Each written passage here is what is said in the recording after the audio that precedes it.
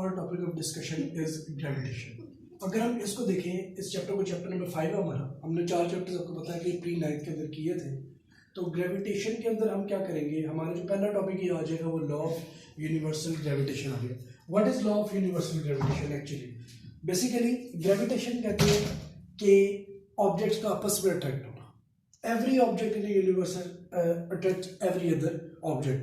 अब जरा law of universal gravitation को हम पढ़ते हैं, तो लॉ ऑफ यूनिवर्सल ग्रेविटेशन हमें हेल्प करेगा ग्रेविटेशन को समझने में.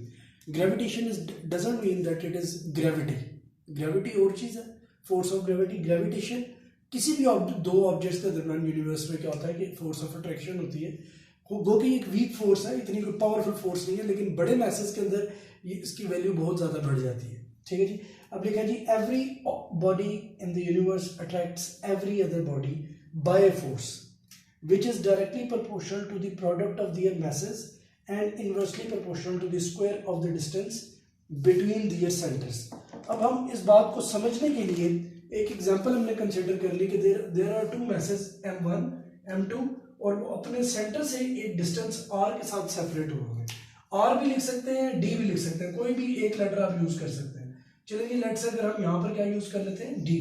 तो एक जो है डिस्टेंस d के साथ सेपरेट हुए, लेकिन ये डिस्टेंस ऑब्जेक्ट टू ऑब्जेक्ट नहीं है, बल्कि इनके सेंटर से लेकर इनके सेंटर तक का डिस्टेंस डी है.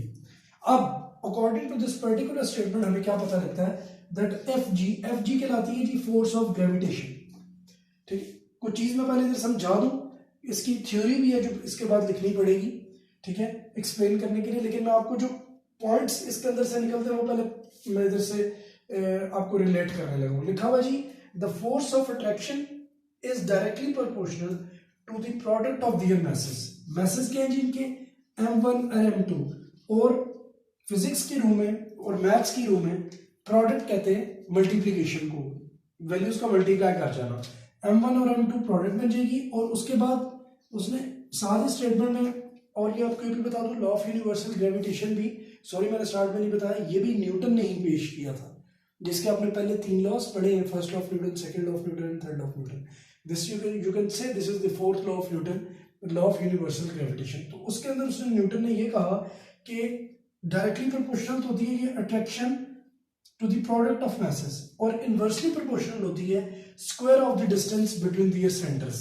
यानी कि inversely proportional, direct proportion front बिल्कुल सामने लिखा जाता है, इनवर्स प्रोपोर्शन ओवर की फॉर्म में लिखा जाता है. So inversely proportional to the square of the distance between their centres. So it will be 1/d square बन जाएगा. अगर मैं इसको रिलेट कर देता हूं इन दोनों रिलेशंस को, तो आप देखिए क्या बन जाएगा, सिचुएशन बन जाएगी F G will be equals to, sorry proportional का साइन भी हटेगा नहीं, आ जाएगा G m1 m2 divided by d square.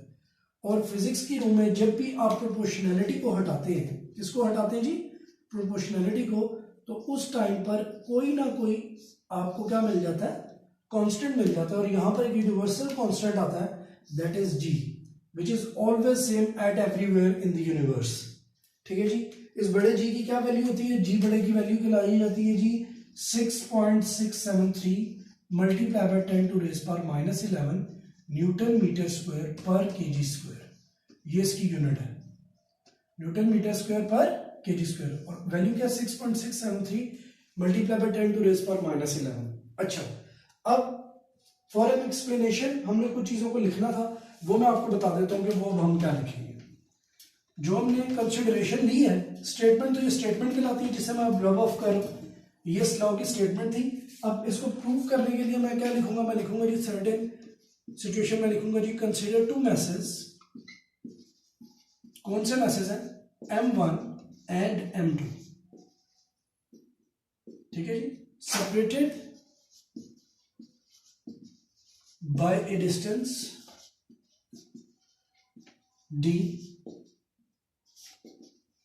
from their centers. ये अपने सेंटर से डिस्टेंस d के साथ क्या हुआ है, सेपरेट हुए, बाकी ऐसे ही है. So the force of attraction between the objects will be,